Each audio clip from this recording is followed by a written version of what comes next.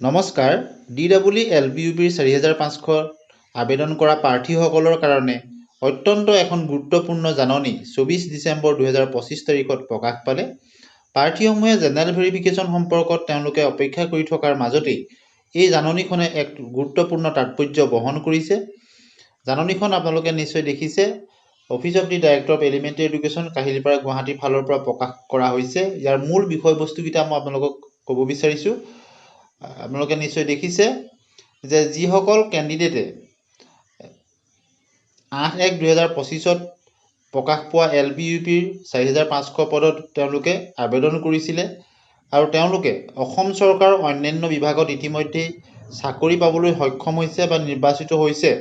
তেওঁলোকক self withdraw কৰিবৰ কাৰণে এটা সময়সীমা বান্ধি দিয়া হৈছে 24 ডিচেম্বৰ 2025 পৰা 4 জানুৱাৰী 2026 অৰ্থাৎ যিসকল প্ৰাৰ্থীয়ে 4500 LP আৰু UPত এডভাৰটাইজমেণ্ট A and Bত তেওঁলোকে আবেদন কৰিছিলে 8/1/2025 প্ৰকাশিত আৰু তেওঁলোকে ইতিমধ্যে অসম চৰকাৰৰ বিভিন্ন GT PGT বা 4500 GT PGT বা 5550টা LP UPৰ শিক্ষক পদত বা অন্যান্য ADRE গ্ৰেড 3 বা অন্যান্য ধৰণৰ হেল্থ ডিপাৰ্টমেণ্টৰ চাকৰি ইতিমধ্যে তেওঁলোক পাইছে বা চাকৰি পোৱাৰ নিশ্চিতি তেওঁলোকে পাইছে। সেই প্ৰাৰ্থীসকলক স্বতঃস্ফূৰ্তভাৱে উইথড্ৰ কৰিবৰ কাৰণে জাননীখন দিয়া হৈছে।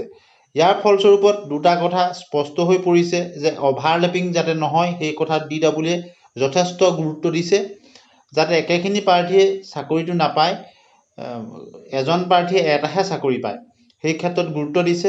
যিটো অসম চৰকাৰ বা শিক্ষা বিভাগৰ যিটো পদক্ষেপক সকলোৱে আদৰণি জনোৱা উচিত আৰু ইয়াৰ ফলস্বৰূপত যথেষ্ট সংখ্যক প্ৰাৰ্থী কমি যাব। যিসকল ইতিমধ্যে চাকৰি পাবলৈ সক্ষম হ'ল তেওঁলোকে যদি উইথড্ৰ কৰে আৰু উইথড্ৰ কৰাৰ সময়সীমা এটা দি দিছে আৰু তেওঁলোকে কৰিব লাগিব অফিচিয়েল ৱেবছাইট http://dw.assam.gov.in যিটো অফিচিয়েল ৱেবছাইটত তেওঁলোকে সেলফ উইথড্ৰ কৰিব লাগিব অনলাইন।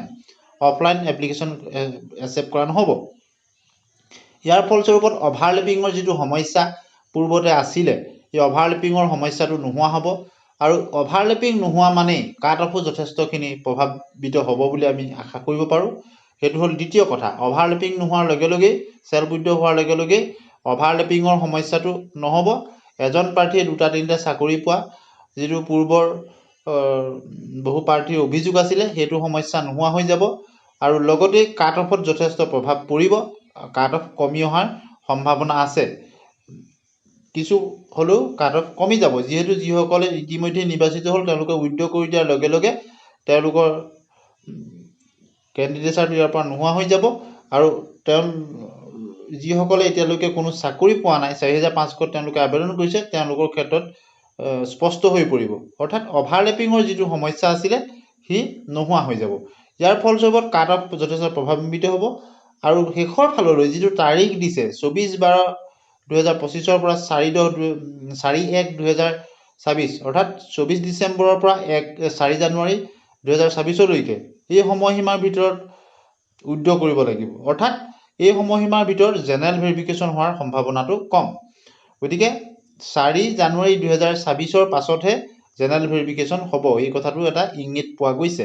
গতিকে এই জাননীখনৰ পৰা তিনিটা দিশ স্পষ্ট হৈ পৰিছে যে অভাৰলেপিং যে নহয় তাৰ ওপৰত DWয়ে গুৰুত্ব দিছে আৰু সেলফ উইথড্ৰলৰ ক্ষেত্ৰতো DWয়ে যথেষ্টখিনি তেওঁলোকে ইনিচিয়েটিভ লৈছে, যিকেইটা আদৰণীয় পদক্ষেপ আৰু লগতে 4 জানুৱাৰীলৈকে যিটো সময় দিছে 2026 তাৰপিছত জেনেৰেল ভেৰিফিকেশ্যন হোৱাৰ সম্ভাৱনা